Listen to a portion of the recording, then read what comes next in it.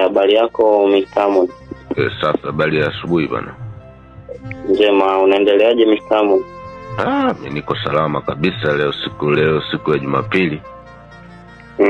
Nikaamua nikupigie kwa sababu leo ni siku ya ibada, nikaona ni busara. Nikupigie nikupe shukrani zangu dokta. Ndio hizi dawa uliendelea kuzitumia? Niliendelea kuzitumia na sasa hivi nadhani bado nazitumia, bado dozi kidogo nimalize. Lakini kwa kweli maendeleo ni mazuri sana.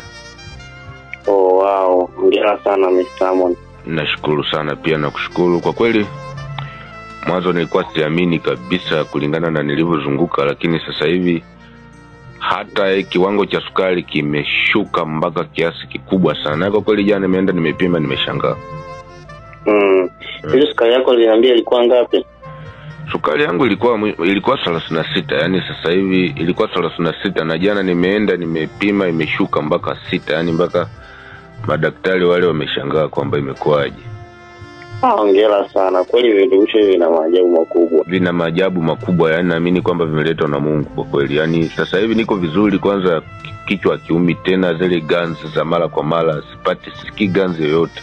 Yani sasa hivi kiufupi niko salama. Hongera sana Mr. Amon.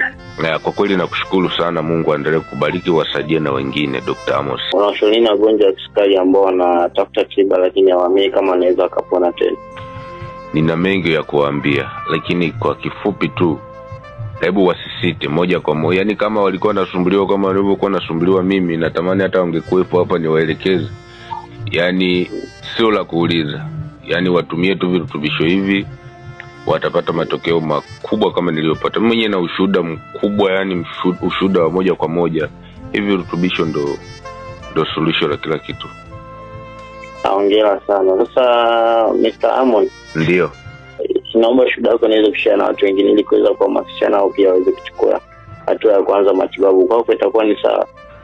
Ni sawa, kwa sababu hili ni jambo la heri, lakini pia ni jambo ambalo ni la uhakika. Mimi nafikiria hamna shida. Watumie tu virutubisho hivi, kwa kweli vitawapatia matokeo makubwa sana.